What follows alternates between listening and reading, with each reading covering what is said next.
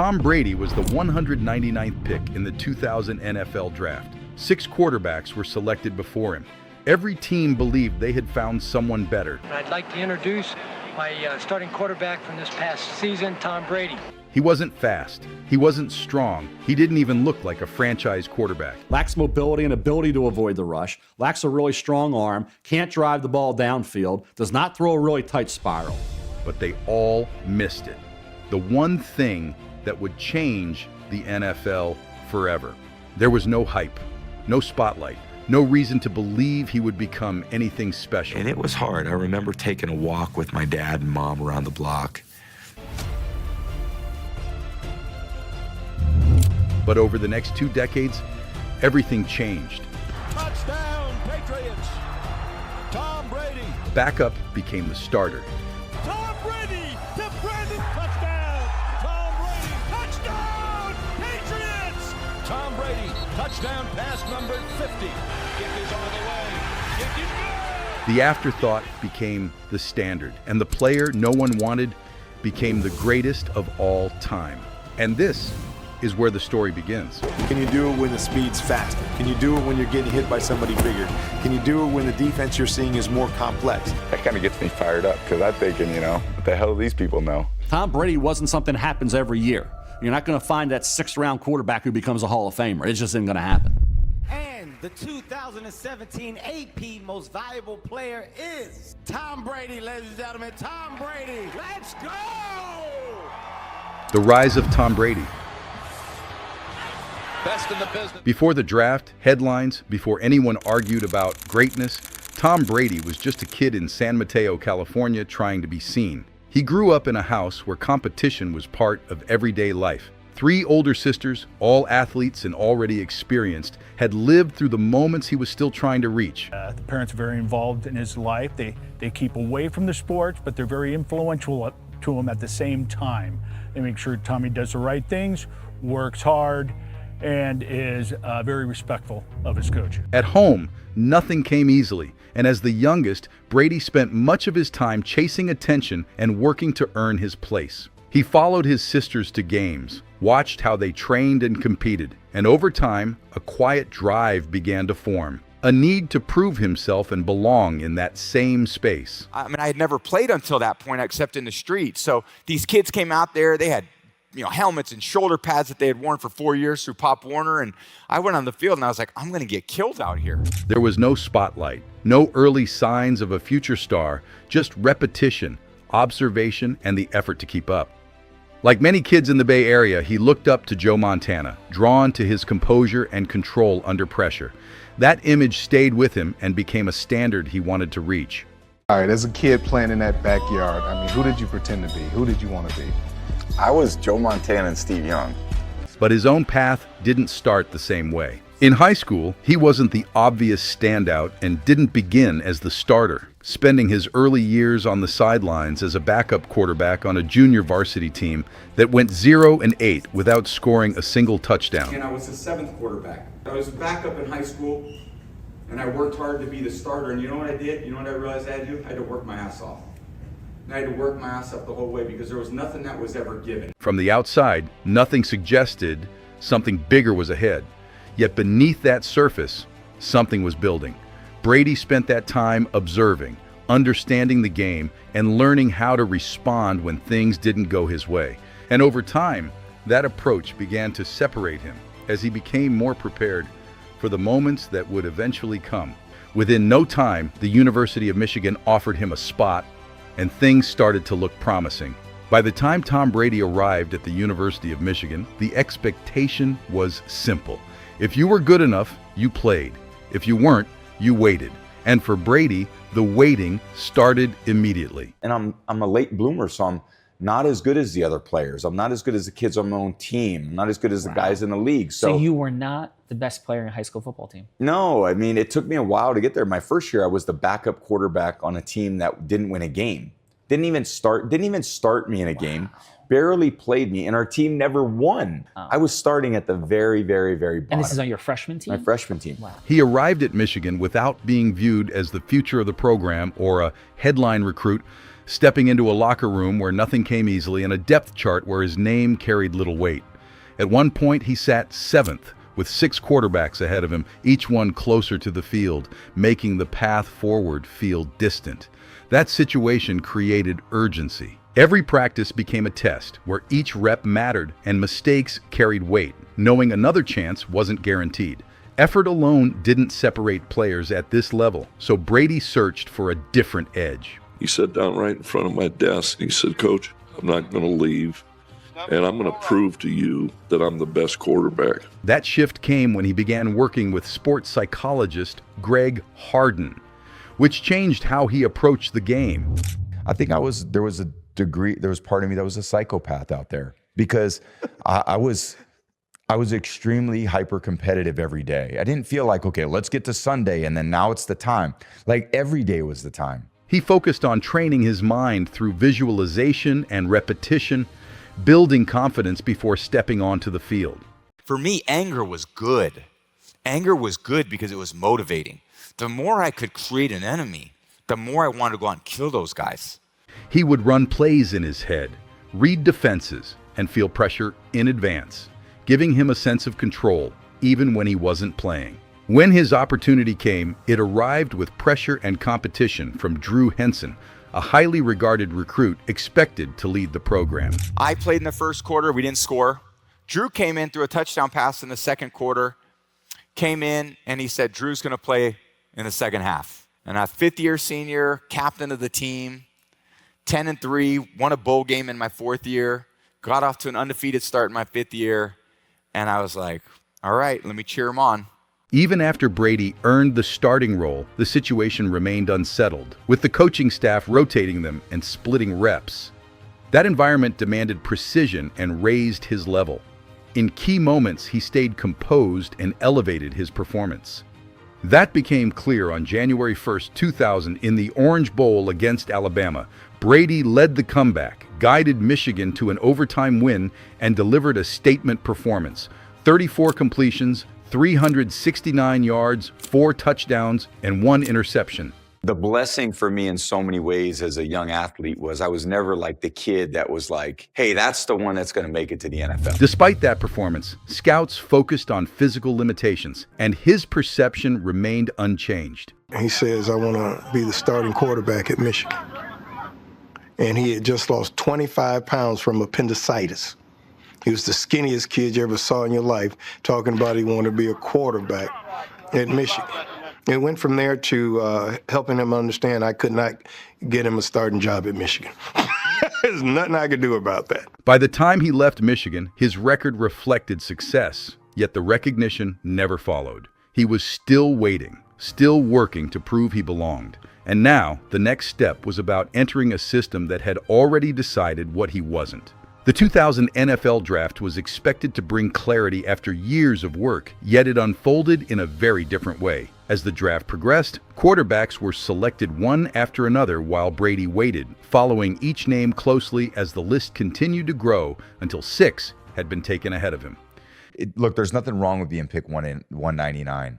You probably won't get as many chances than the guy who gets picked number 1 or number 19 or number 39. When you're 199, you don't have a ton of chances, but you will get a chance. And I think anyone involved in athletics, as long as you get a chance, you're the one to blame if it doesn't work out for you. Teams saw potential and physical ability in those players, while Brady was evaluated differently with concerns about his speed, build, arm strength, and overall athleticism shaping how he was viewed. Those evaluations guided decisions through the 3rd, 4th, and 5th rounds, with each pick reinforcing the same message. It kind of all says the same thing, doesn't it? I mean, lacks, poor build, kind of skinny. It's the same thing. So basically, they're saying that I don't look like an NFL quarterback.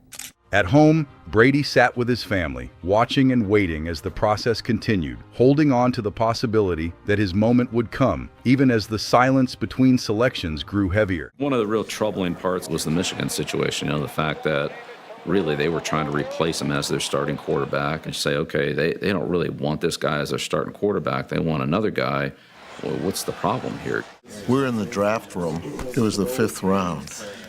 We already had 3 quarterbacks at the time. We had just signed our number 1 quarterback, Drew Bledsoe, for a lot of money. How much time's left on the clock? 9 minutes and 18 seconds. I remember Belichick walking up to the board and said, wow, this Brady's still on the board. By the 6th round, most players had clarity, while Brady remained unselected.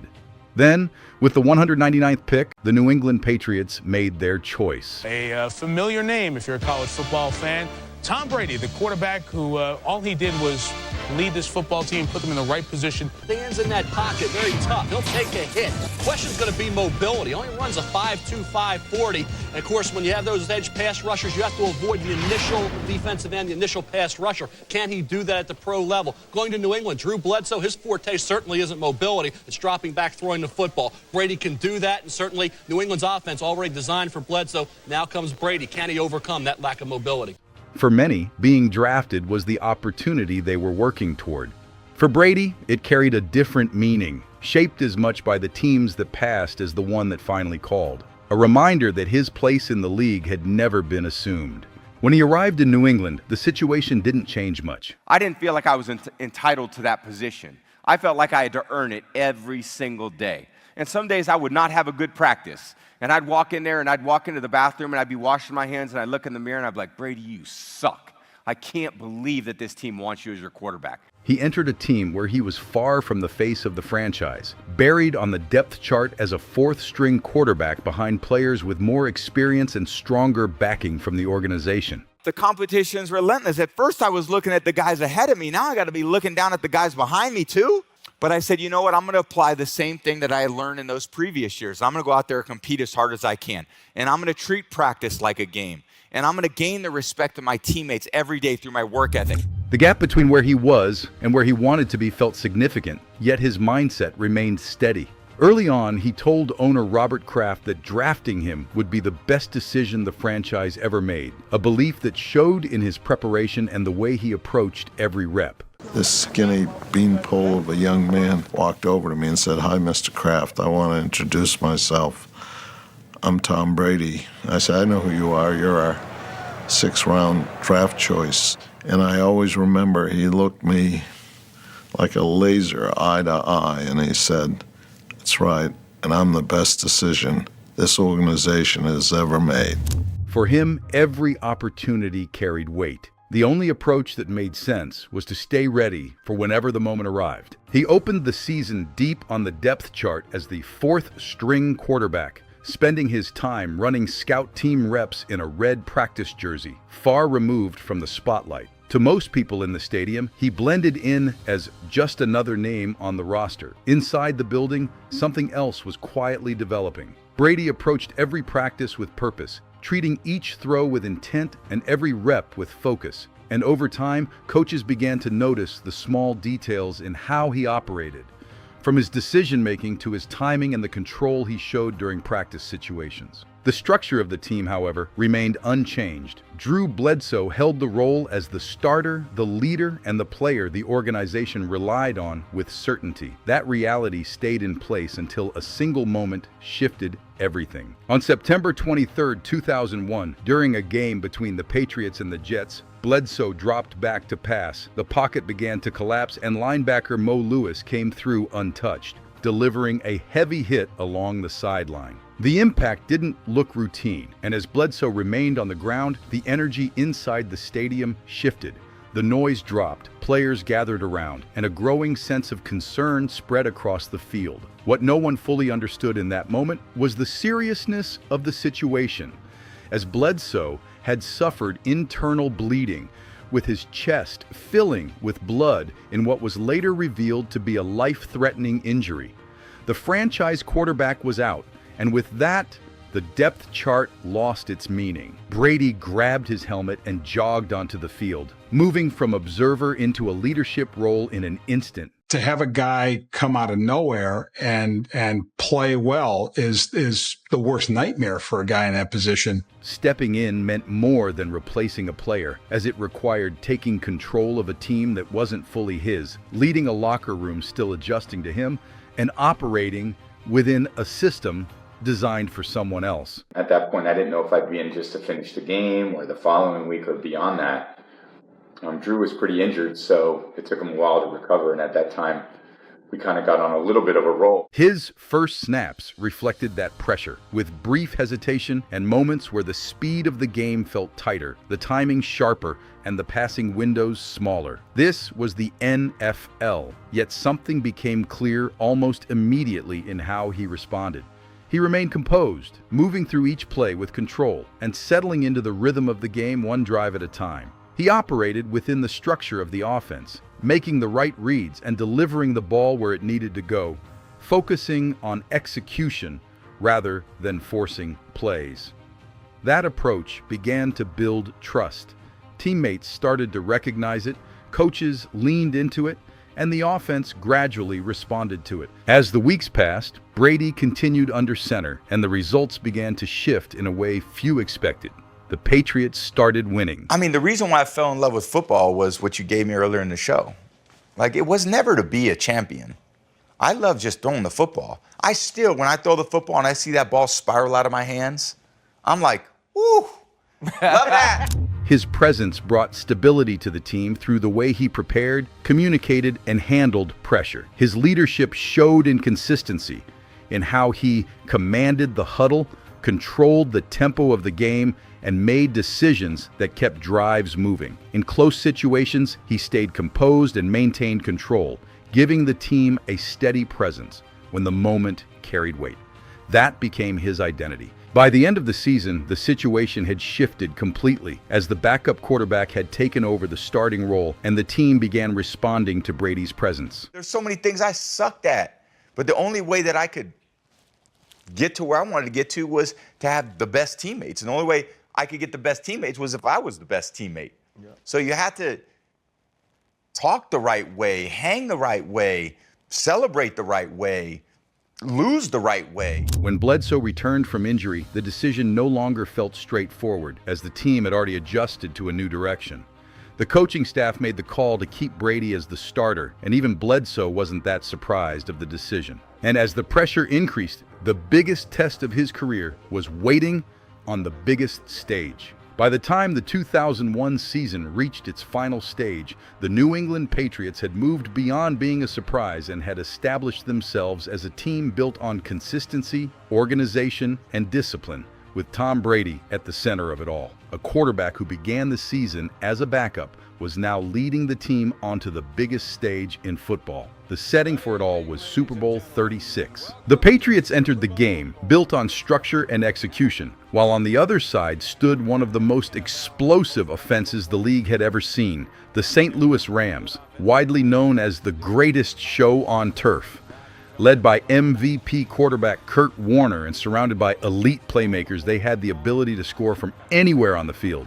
Around the league, the expectation felt clear, as the Patriots were seen as a team that had made an impressive run, while the Rams were expected to close it out. From the opening moments, the game carried a steady tension, with the Patriots' defense holding firm and the offense maintaining control, as Brady moved the ball with composure and managed the rhythm with precision. As the game developed, New England built a lead through deliberate drives and calculated decisions, though the pressure remained constant, knowing the Rams could shift the outcome in a single possession.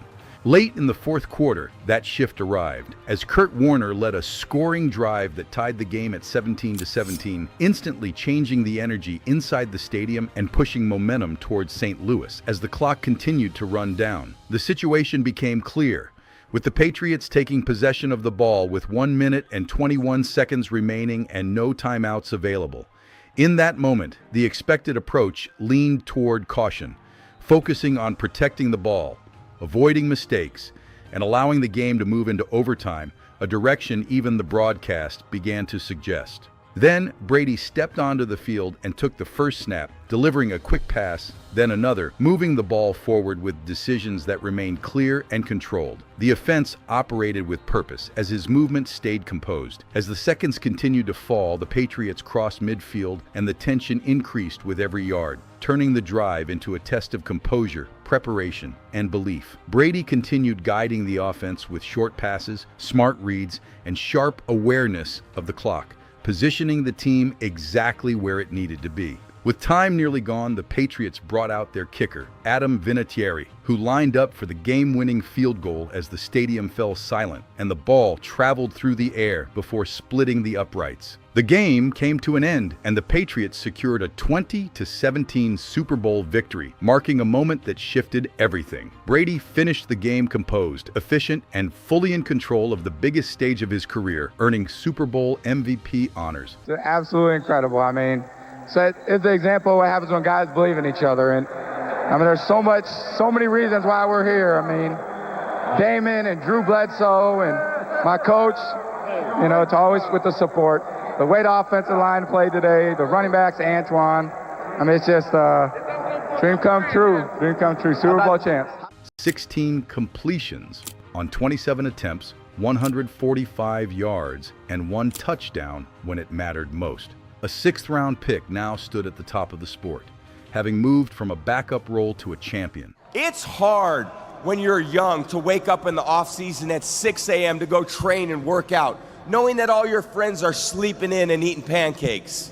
It's hard when you're on your way to practice, weighed down with all your gear, and it's 90 degrees out and all the other kids are at the pool or at the beach, and your body is already completely exhausted from workouts and 2-a-days. It's hard to throw, catch, block, and tackle, and hit kids when they're way bigger and way more developed than you. As the discussions around him began to grow, some labeled him a game manager, while confidence in his leadership continued to build within the team and spread over time. And as the seasons moved forward, that first victory started to look like the beginning of something much bigger. The Patriots returned in 2003 with the same structure, the same discipline, and the same quarterback leading the offense with control, and the results followed in a way that confirmed what had already begun. They won another Super Bowl that season and followed it with another in 2004, bringing their total to 3 championships in 4 years.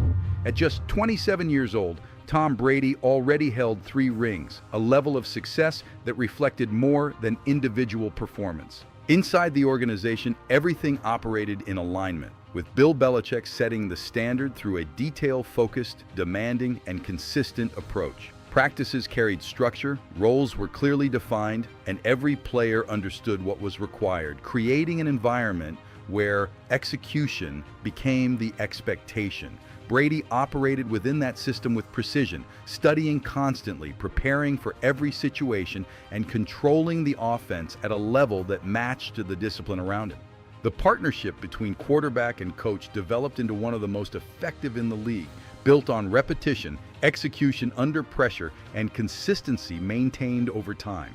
As the wins continued, the conversation around Brady began to shift gradually, becoming more defined as the results continued to stack. 3 championships in 4 seasons placed him firmly in the league's top tier. Even then, the broader conversation continued to include other elite quarterbacks, with Peyton Manning standing at the center, recognized for his intelligence, command of the offense, and ability to control the game before the snap. Each matchup between Brady and Manning carried added significance, bringing together 2 different approaches with a shared goal of reaching the highest level of the position. You know, I know our teams had a rivalry against one another, but when you went against a Peyton Manning-led team, you were going against essentially the other best team in the league.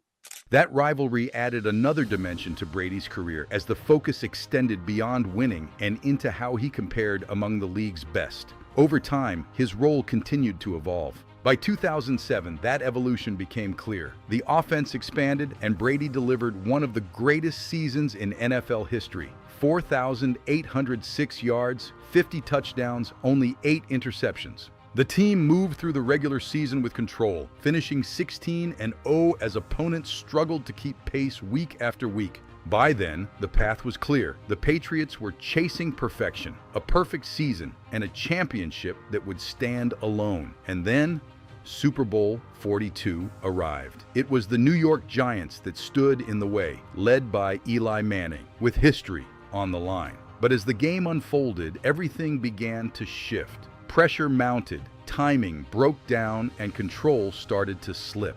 Late in the game, everything came down to a single sequence, as Manning escaped pressure and delivered a deep pass that resulted in one of the most improbable plays in Super Bowl history. Moments later, the Giants took the lead, and as the final seconds ran out, the Patriots fell short, 17-14, bringing the season to a close at 18 wins and 1 loss. For the first time in years, the image shifted, with Brady sitting on the field, head down, as the moment slipped away. The loss carried weight beyond the score, reshaping the narrative as it marked a point where dominance faced resistance and the pursuit of perfection was tested, becoming something deeper for Brady. It became fuel. The following season brought another challenge, and in Week 1 of 2008, Brady dropped back to pass as the pocket collapsed and a hit to his knee brought him down. The injury was severe, a torn ACL that ended his season immediately. The conversation shifted again. Questions returned. Could he come back the same? Had his peak already passed? Was the dynasty fading? For the first time in years, uncertainty surrounded him. Recovery demanded time, discipline, and focus, with long hours of repetition dedicated to rebuilding strength. The physical process reflected the same mental approach he had developed years earlier, as he worked his way back step by step. And when he returned, the foundation remained in place, with the same preparation, control, and belief guiding him forward. Because the dynasty had already been built.